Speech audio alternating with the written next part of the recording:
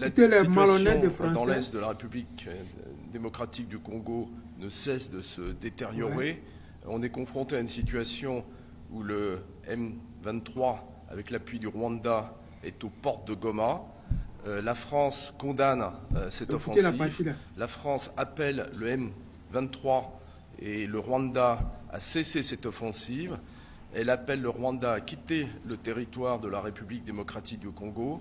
Elle réaffirme son plein soutien à l'intégrité territoriale de la République démocratique du Congo. Elle appelle à une reprise des processus de paix, celui de Luanda, celui de Nairobi. Enfin, elle tient à rappeler son plein soutien à la MONUSCO, qui est l'objet d'attaques par les groupes rebelles, par le M23 et par les autres. Donc tout cela soit cessé immédiatement, et c'est pour cela que la France a demandé la tenue de cette réunion d'urgence du Conseil de sécurité pour que l'escalade en cours cesse et qu'on en revienne à un processus politique. Vous venez d'écouter, les amis. La France toujours dans la marmaille. Les Français sont des malhonnêtes nés. C'est le Congo qui a attaqué, mais la France apporte son soutien à la MINUSMA. MINUSMA qui est une organisation de l'ONU qui est basée au Congo. Elle condamne le Rwanda, mais elle ne soutient pas le Congo qui est attaqué. La France est dans cette magie-là depuis belle lurette. Ils ont essayé ça avec Gbagbo. La France demandait au président Laurent Gbagbo de dialoguer avec la rébellion. Et je pense que c'est la même chose qu'ils vont faire. Puisque à l'ONU, c'est la France qui nous représente. Je suis fier de l'AES. Parce qu'ils ont dit désormais la France ne parlera plus à notre nom à l'ONU.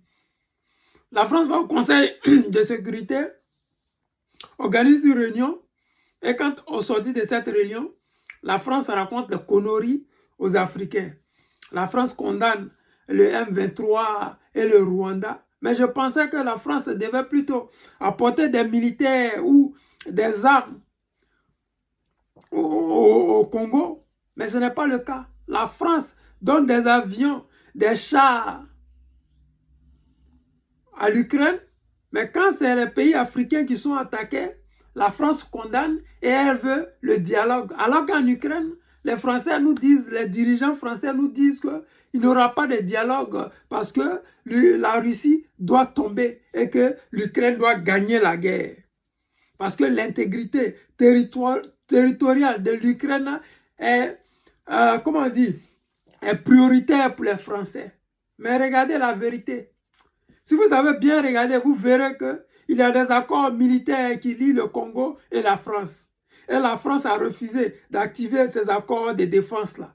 Parce que derrière le Rwanda, se cache la France. Mais nous donnons rendez-vous aux Français en 2025. Vous avez deux choix. Je l'ai dit tout le temps dans mes vidéos. Vous avez deux choix. Soit Draman Ouattara part d'une manière pacifique, démocratique, avec des élections organisées. Soit il part en catastrophe et que vous les Français là,